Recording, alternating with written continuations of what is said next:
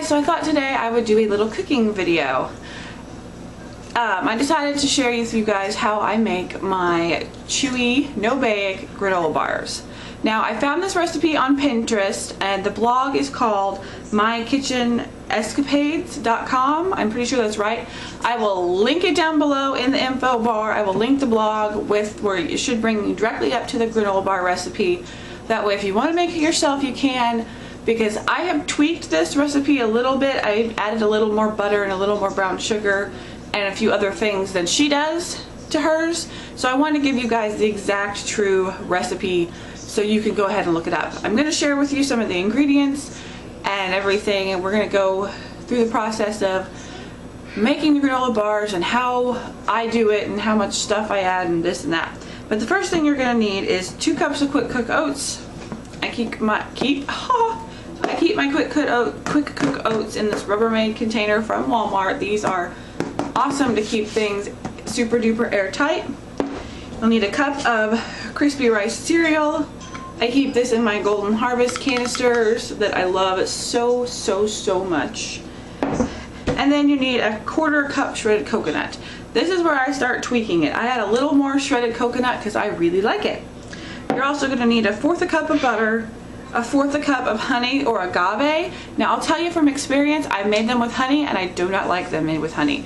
I love them made with agave. I use, this is the agave that I use right here, the light. I love this stuff. I use it solely pretty much for making granola bars. I haven't really tried using it for sweetening stuff. But if you're worried about price and things, sometimes you can find agave. It's pretty kind of pricey. You can find it at TJ Maxx and Marshalls and Ross for usually cheaper. Like I got my first little bottle like this for $2.99 instead of $3 or $4. And I usually get the light. It's a mild flavor. It's subtle sweetness. I don't really want the maple flavor. Okay, and then you're gonna add a 1/2 cup of brown sugar, a 1/2 teaspoon of salt, and a 1/2 teaspoon of vanilla. And then you can add whatever extra additives you want, like chocolate chips, mini marshmallows, mini M&Ms, peanut butter chips, caramel chips, white chocolate chips, and nuts. You can go crazy with your additives. Okay? So that's some of the stuff you're gonna need to make this recipe. And there's a fly on my island. Go away. So one of my tips is, first of all, you need a big glass bowl. I think glass bowls work the best. But I will give you an even better tip than that for the glass bowl. Sorry. You need to butter it. Butter the glass bowl because this stuff will stick in here and you can't get it all scraped out. So butter the glass bowl. And I'll show you how I do that. I use real butter. I have mine in a butter boat, which needs to be washed, but I have it in a butter boat so it keeps it hot, not hot. It keeps it room temperature, it's safe butter. So the butter's all nice and smushy. So what I'll do is I'll get a chunk of the butter on my fingers. I'll get my bowl. Let me show you how to do this. It's really complicated.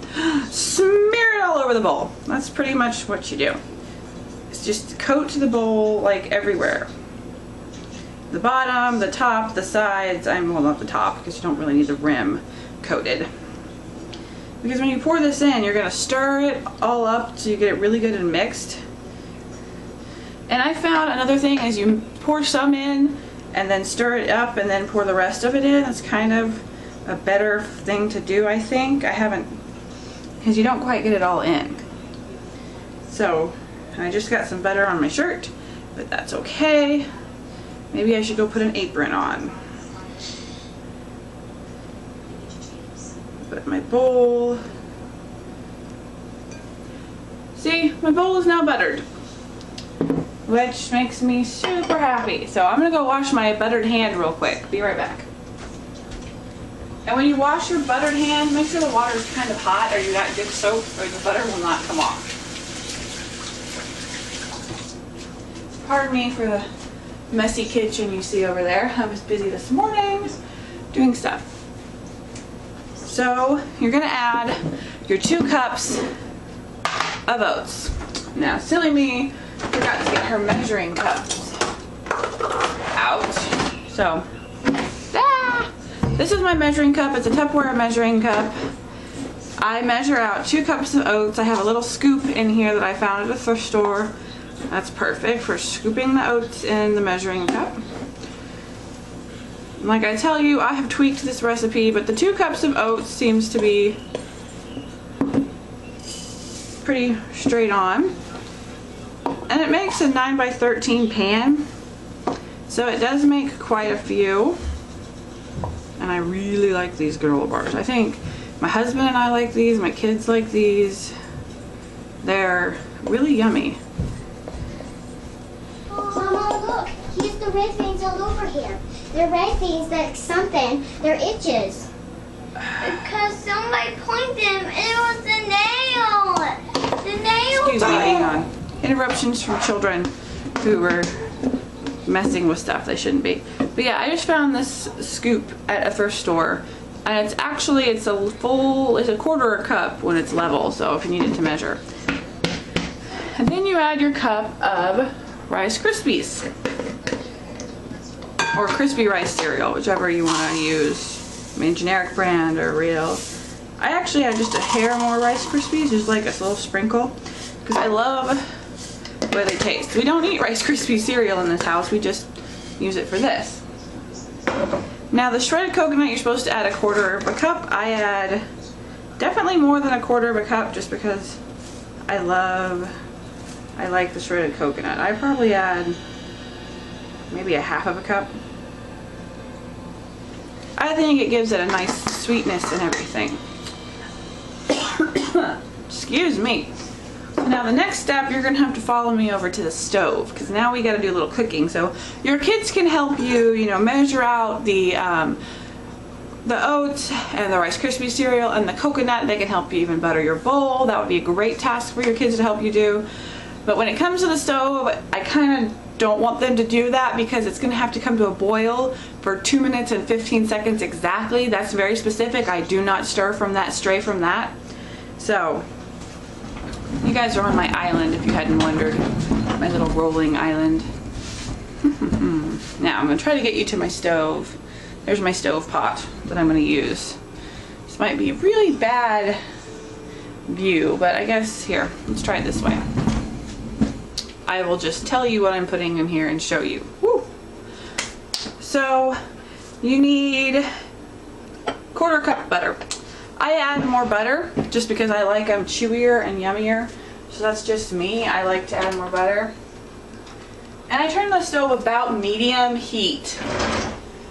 So I'm just going to use my little spatula and I'm going to just, you know, slice off a good chunk of this butter. I like them really buttery. That's just my opinion. I just like lots of butter. I think I should have been southern because I love butter so much. Then you need 1/4 cup of honey or agave. I kind of eyeball that too, which is why I'm telling you. I'm going to put the link to the website. But I've got this agave here I want to finish off. And then I'm going to open up my new one.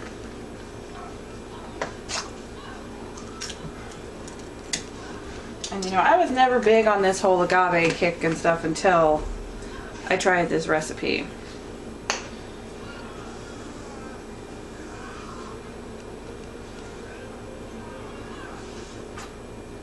I just kind of eyeball the agave to what I like.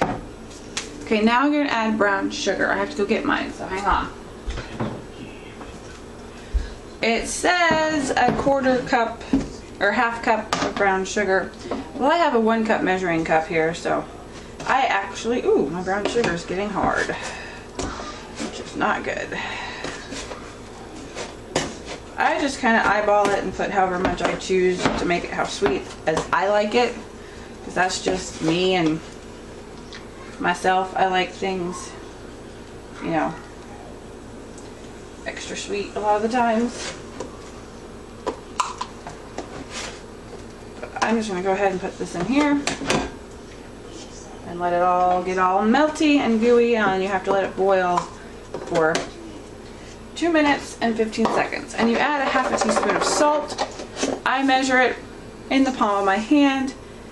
1/2 teaspoon. I know it's about like that, but don't do this if you haven't made this before, because you can so over salt things and it just be so bad. Like I said, I'm sorry for the lighting. I just have an overhead light and my light behind me and my window, and it is a cloudy, we're getting rain today, so it's not really a good filming day for natural light. So yeah, so I've added the brown sugar, and I always leave it out just in case I want to add, you know, more to this recipe. But now this is the part that you just kind of have to wait and let it get all melty and start boiling. And I don't add the vanilla until this gets all melted a little bit and gets all gooey and stuff. And the thing is, this is the stuff that's going to hold it together. So when I kind of see the gooiness, and if I want to add a little more agave, I will kind of fluff it up and get it really coated and really gooey. So that's just me. I've kind of made these enough times by now that I kind of know what I want when it comes to the sweetness of it and stuff. So once I get this all stirred up, you know, I gotta let it boil. Right now I'm trying to get all the chunks of brown sugar. You want to make sure you get all the chunks of brown sugar out too. That's why I would suggest a rubber spatula and a non-stick pot. That is for sure a non-stick pot, because this stuff gets hard super fast. I kind of want to let it drip off the spatula. And I'm going to put it in a little bowl right here that I have. And I use pure vanilla extract. It's 100% pure. It's not imitation. It's the best. It's better than imitation any day. And I actually don't measure the vanilla. I just splash it in. Because like I said, you're supposed to have a half a teaspoon of vanilla. So I know how, I've made this a bunch of times by now. So I kind of know what I want. That's why I was saying, if you go there, write down the exact recipe and stuff if you like them, and then start tweaking it after you've made it a couple of times, 2 or 3 times. That way you know a little bit. My kids like it a little bit sweeter, or we like it a little not so sweet, you know, less brown sugar or whatever you want to do. If it's from vanilla trash can. Go play. Well, can we help? No, you cannot help. You can help by going and playing right now, please. Thank you. Sorry. But what I do while I'm waiting for this to boil, first thing I do is I find my timer. My kids have been playing with it, so they never put it back where it goes. Okay, I guess I'm gonna have to get my phone. Sorry, people.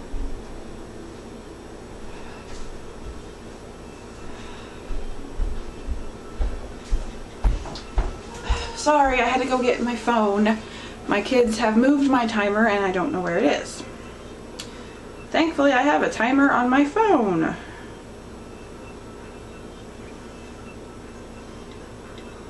Problem is, I can't, there we go. I set it to 2 minutes and 15 seconds. And you have to wait till it starts boiling, like all through the middle and out to the rim. You want it to get like total boil before you start the timer. So this is when I would add my extras to my Rice Krispies and oats and coconut mix. And now the recipe says to add these after you have added in the liquid, or it'll melt the chocolate chips. I like the melted chocolate chips. I like the chocolate all through there, not just a big bite of chocolate chips. That's kind of me. So I have chocolate chips, and I also have some mini marshmallows. Trying to shake them down so they'll come out. But to me, these are my kids' favorites. They love them, I know, and everything makes me happy. They like these. I'm gonna try some white chocolate chips at one point in time, and I think I'm gonna try, like for Halloween, some Reese's Pieces, and I'll add those like after I've added the liquid and stirred it in. Then I'll add some of those so they don't melt. So you can do like M&M candies, you can do so many different things.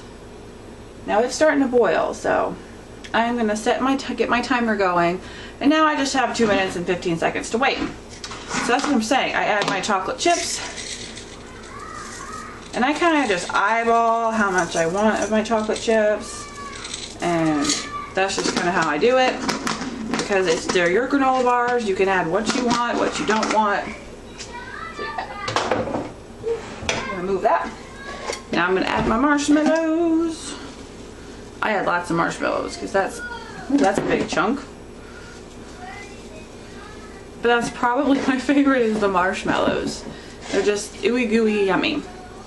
The only problem is I forgot to line my pan. So you're going to get a 9x13 pan and you're going to line it with aluminum foil. So just a second, let me go do that and I'll be right back. The pan will look something like this.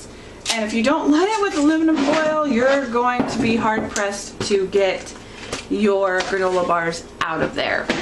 Really, truly, they won't come out. I have done this before and I didn't line it with aluminum foil and I turned it upside down and let it, and they finally came out.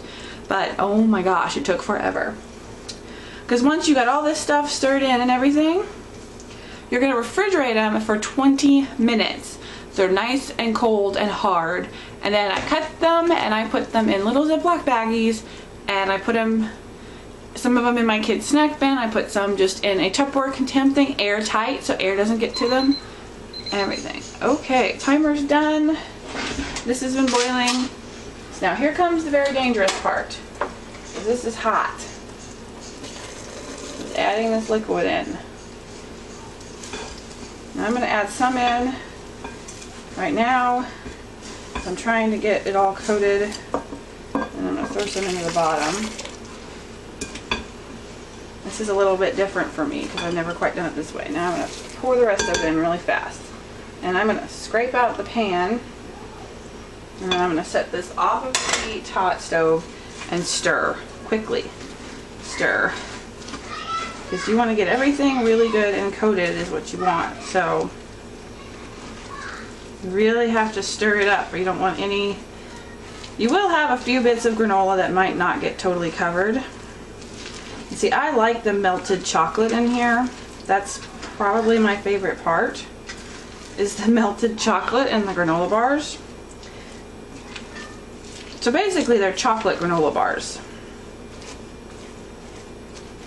Because look, that's what it looks like. It looks gross. So once it's all stirred in, you're going to pour it into your pan the best as you can. This is really something, if you have an assistant or a helper that's, you know, older, like an older child, I'm talking, you know, I'm talking maybe teenager, because this bowl gets very heavy and it does get very hot. So it's kind of, you know, dangerous, and you want to scrape it out as much as you can. And then I'll give you a tip. You're supposed to smash it down. It says use your fingers, but if you can get away with using your spatula, I would. Ooh, hot. It's going to be very hot. And something I kind of like to do a little bit with mine is I might add a few marshmallows to like the top of it. Yeah, this is the most chocolatey they've gotten. I think I got more chocolate chips in here than I originally planned, but that's okay. So I'm gonna add a couple marshmallows, you know, on top, and hopefully they'll melt in, you know, and be really gooey. Because I'm actually gonna try to push them in so we get a little more marshmallowy flavor. And my camera is about to die, so I'm going to try to hurry and show you this really fast. Yeah, just push them down. I'm just pushing the marshmallows down in there so they kind of get in the hot stuff. So I'm going to pick this up really quick. This is what they look like right now, and then you will throw them in the refrigerator for 20 minutes. So I'm going to go ahead and do that right now, charge my camera, and show you what they look like after 20 minutes and let you see the finished product. So I'll be back in 20. Hey guys, it's been about 20 minutes, actually probably a little bit longer than 20 minutes. But it's been about around 20 minutes, and I thought I'd show you what the granola bars look like and why I told you to line your pan with aluminum foil. So here's what my granola bars look like. Give you a little close-up view. Nice. The reason why I told you to line it with aluminum foil is because, and they're out of the pan. And your pan is pretty well clean. You don't really have to scrub or do anything to get it clean. Just a quick wash and it'll be good to go. And also lining it with aluminum foil means it's pretty easy to cut on. These are really gooey. Like super gooey. So cutting them is going to be interesting. I just get a big knife and I sharpen my knife a little bit before I cut it. I have a knife sharpener built into my block, and I just don't wiggle it. Just take it in and push straight down. That's the best way to cut these. And then they should come, whoops, right off. Now I said they should. It's the operative word. Which these are a little gooier than I normally make mine. So, they're actually not one. See, they're a little gooier than I make mine. Mine are usually not this gooey. I added a little too much agave, I think, but it'll be okay. You'll just have sticky fingers after you eat them. And then cut them in little squares, wrap them up, and let them go.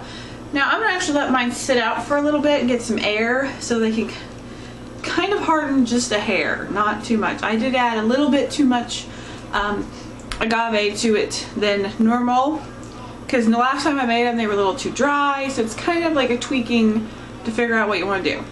But that is that's actually my first video of cooking anything. So I just want to share granola bars because I know a lot of y'all out there have kids, and granola bars are very expensive, and there's a lot of chemical additives and things in granola bars. So this way, there's no chemical additives. It's just really good, all natural stuff for you. Sorry, I had to try one. Just really good. All natural stuff, you know what's in there. There's nothing you don't have to worry about. So if your kids, have an out, they're allergic to chocolate, then use peanut butter chips. Or if they can't have coconut, then I guess you could add more Rice Krispies instead of coconut. So you can just tweak it however you want. And they're great to put in lunch boxes for back to school time, because your kids get a special little homemade treat from home, especially little kids. It's kind of hard being away at school for the first time. Even first graders still get homesick. I mean, it's they're still pretty new to this whole thing. So I'm gonna get these cut up and stuff because my daughter's gonna start school soon. Actually, in a week. Yeah, she's gonna start school in a week. And I'm gonna get these cut up. I'm gonna get them put in the bags. I'm gonna get them put away. That way she'll have something for the first day of school to put in her lunchbox. So I hope you guys enjoyed this first edition of, I guess I'm just gonna call it In the Kitchen. This first edition of In the Kitchen. And I should be back with some more of these whenever I feel like filming one. So have a great day. Have a good VEDA day number 7, and I'll see you later.